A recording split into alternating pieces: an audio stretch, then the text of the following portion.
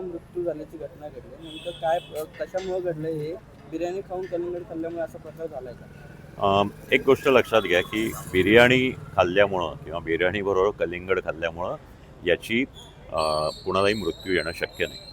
एक लक्षात घ्या, ही जी बिर्याणी असेल किंवा कुठलाही अन्नपदार्थ आहे, हा जर दूषित असेल, त्याच्यामध्ये रोगजंतूंची वाढ झाली असेल, तो शिळा असेल किंवा अस्वच्छ प्रकारे तो बनवला असेल, तर निश्चितच त्याच्यामध्ये रोगजंतूची वाढ होते आणि मग त्याचा आपल्या शरीरावर आतड्यावर परिणाम होऊन अन्नातून विषबाधा किंवा फूड पॉयझनिंग नावाचा जो आजार असतो तो होतो आणि तो खूप मोठ्या प्रमाणात झाला. वेळेवर काळजी घेतली नाही तर निश्चितच व्यक्ती दगावू शकते. त्याच्यामुळं बिर्याणीबरोबर अमुक खावणं याच्यावरही विश्वास ठेवू नका. कुठलाही अन्नपदार्थ खाल तर तो उघड्यावरचा खाऊ नका आणि शिळा खाऊ नका. घरामधलं सुद्धा अन्न सकाळची भाजी सकाळी शिजवा, संध्याकाळची भाजी संध्याकाळी बनवा.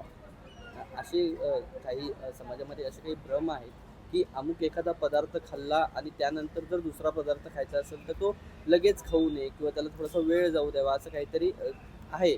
तर असं काय आहे का? तथ्य आहे का त्यात काही? नाही, फारसं याच्यामध्ये तथ्य नाही. फक्त काही काही वेळेला कसं असतं की आता आपण खूप गरम चहा प्यायलो तर आपलं तोंड गरम होतं. मग अशा वेळेला तुम्ही जर लगेच पाणी प्यायलात तर मग दातांच्या मुळांवर किंवा रक्तवाहिन्यांवर परिणाम होऊ शकतो.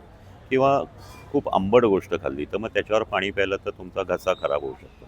पण अमुक बरोबर अमुक खाऊ नका हे साधारणतः अनुभवातून प्रत्येक व्यक्तीचा वेगळ्या वेगळ्या प्रकारे हे होऊ शकतं. आधुनिक वैद्यकशास्त्रामध्ये असं काही नाही की ह्याच्याबरोबर हे